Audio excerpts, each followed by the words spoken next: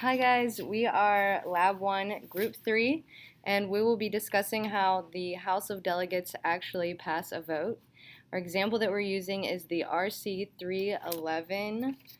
In June 2011, the chapter voting delegates in the House, who are elected by their colleagues within their chapter, adopted by majority vote RC 311.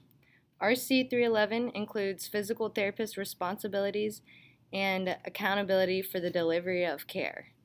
Physical therapists in the private practice wanted the ability to supervise outside specialists such as massage therapists and physical trainers.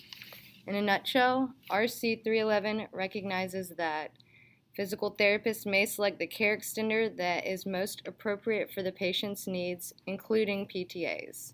The new position affirms physical therapists must abide by their state practice acts with respect to all decisions related to the direction and supervision of care extenders.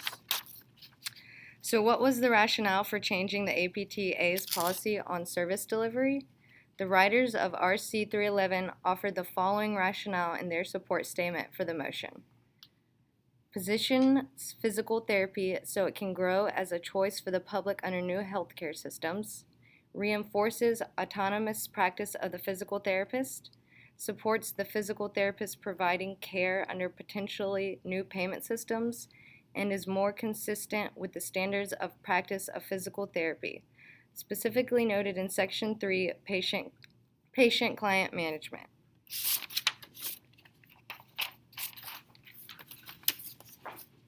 After the House voted to review RC 311, a committee was formed of individuals that would investigate the effects that allowing PTs to oversee specialists outside of just PTAs would create in the profession.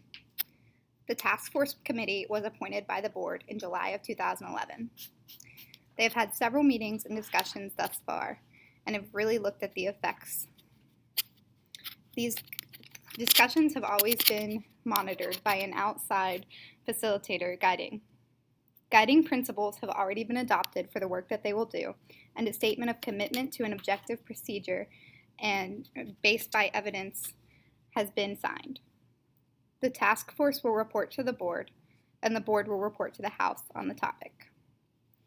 Final decisions on changes that may or may not be made to the prior adopted RC 311 will be made by the House. So far, a decision has not been made on this current issue, and the research is still ongoing.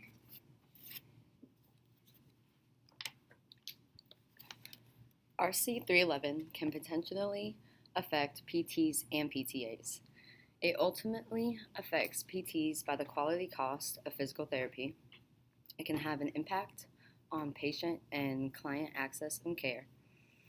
There are also potential new payment methods for direct services. This can lead to changes in a PTA's profession by adding possible changes to the academic preparation and scope of the work of a PTA. This could risk possible job displacement of a PTA.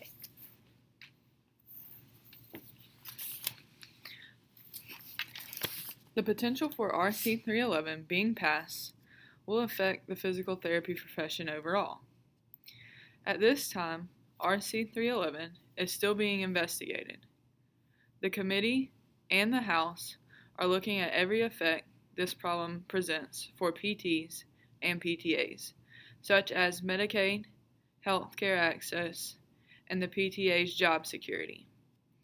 So once the committee has made a decision on RC 311, that decision is then reviewed at the House. Once accepted by the House of Delegates, they will then add this new law to the PT's guide. Even if adopted by the House of Delegates, it is then up to the states to put it into effect for their states individually.